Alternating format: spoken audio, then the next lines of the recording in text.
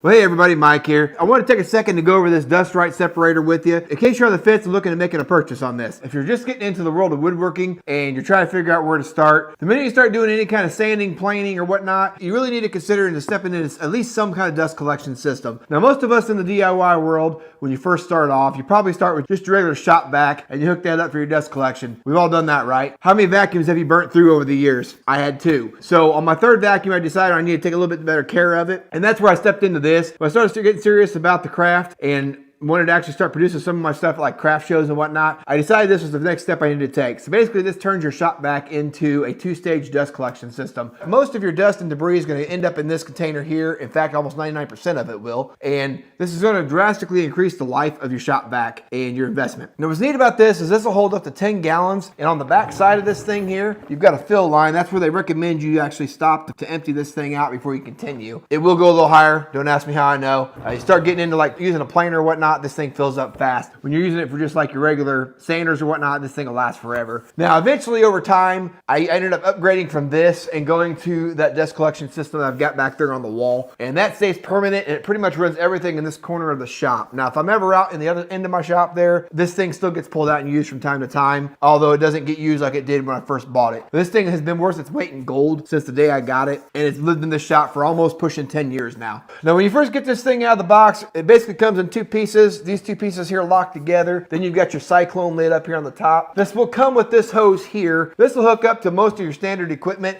and then you can just run your 2 1/4 inch shop vac hose to the other end, and you'll get you down the road. Now, eventually what I ended up deciding to do was upgrading to another hose, which is the one I use most of the time, and this is for like your sanders and whatnot. What's nice about this is instead of having to reduce down from that big hose, so I'm able to hook that up to the end of my sander or biscuit joiner or whatever it is I'm using that day, and this thing follows me around, takes all the dust. At the end of my sanding session or whatever it is I'm working on, there's very little dust in the air. So this thing does an incredibly good job of keeping that dust knocked down for me and keeping it out of my lungs. So that's something to consider when you get this thing, as well as to look into some of the add-on pieces to see what might work within your shop and the situations you're wanting to put this thing into. Now, when it comes to this barrel here, it is on 5 little caster wheels. There have been several comments made over the years about how this thing being tip prone. To be honest, I can't remember a time where I've ever actually tipped it over, me personally. I know my wife did once. We won't talk about that. To me, it seems like it's got a pretty low center of gravity. It could be tipped over if you're being careless or just not paying attention to it. They do make a strap that will strap this to